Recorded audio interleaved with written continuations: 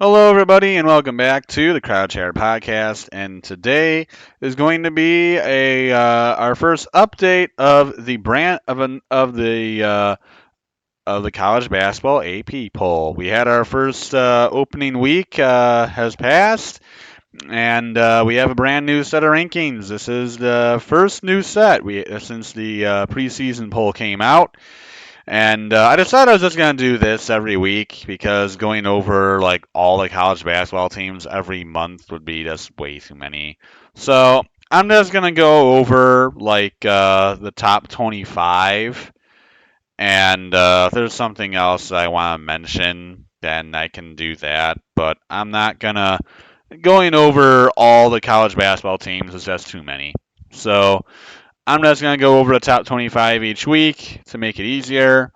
It's just shorter videos as well, so that'll make it probably better. But yeah, so let's get this underway. And starting off on the bottom of the rankings here, we have two teams that dropped out: San Diego State and St. Mary's. They both dropped out of the rankings this week.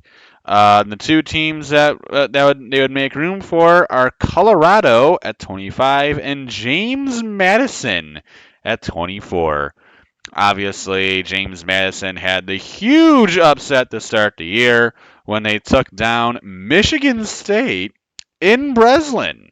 So that was a huge win for James Madison. And that certainly did not look good for Sparty, but we'll see if they can pick it up after that ugly start to the year. They looked a bit better against Southern Indiana.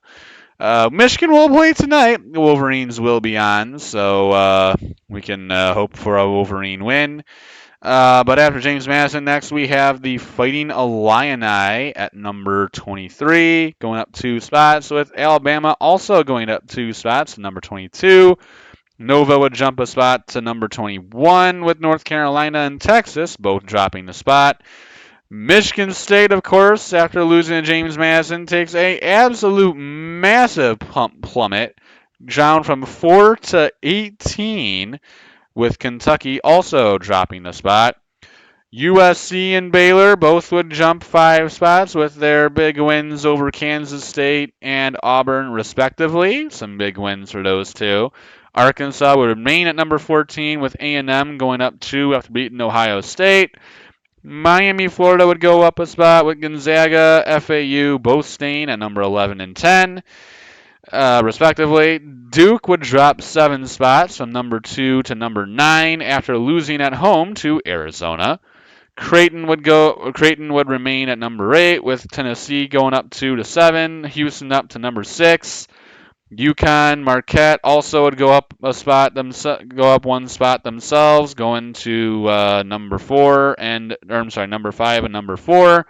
Arizona, after beating Duke, goes from 12 to number 3. Huge boost for the Arizona Wildcats. A really good looking win at Duke for sure. Then Purdue would go to number 2 to replace the Blue Devils, and Kansas would remain the number 1 team in the country. It's been a fine start to the season. Obviously, the bigger games were obviously was Duke, Arizona. I think that was clearly the biggest game of that week. We will have some more interesting games this week, of course, as things will start to get heated up a little bit more for college basketball, as the Kansas Jayhawks, as Kansas, Duke, Michigan State, Kentucky, as always, State Farm Champions Classic. It's always Tuesday night, always a great event. Got Duke and Michigan State as the first game, with Kansas, Kentucky the second. Sandwiched right in the middle is the playoff rankings. I really started to love that event ever since they added in the playoff rankings in the middle. Always fun to see, because it really is perfect. Because the State Farm Champions Classic is always considered to be the opening, like kind of like the ceremonial opening of college basketball. It's it pretty much marks the beginning of the year almost all the time. It used to happen the first Tuesday of the season, but now it's the second Tuesday. And now with the playoff rankings being invented, and with that being every Tuesday, they just figure, well, you know, they're both going to be playing on the same court. They already have to take a half hour in between to wait for the next team to warm up and everything. So we got a half hour in between there. We might as well do the playoff rankings in the middle of the two, and it really is perfect, especially for fans like me who love college basketball and college football. You get it all in one night. So it's going to be a lot of fun. I think it's going to be a great event, as always. It normally is. And you also, of course, got the Gavitt tip-off games between the Big Ten and Big East schools, which actually starts tonight with Michigan taking on St. John's on the road, which should be very interesting. That game, actually, I believe, is at the MSG over at Madison Square Garden.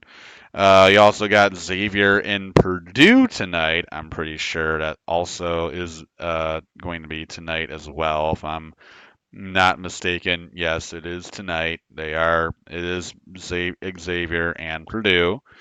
And as I said, Michigan St. John's.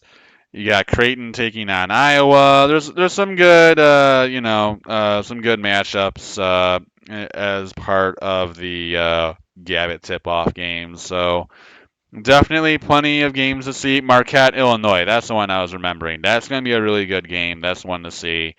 That'll be Tuesday night, along with the State Farm Champions Classic. It's always a great event though, and it's going to be a better week of basketball. So yeah, that's all I got for this one. I'll see you next week for college basketball. Until then, adios, everyone.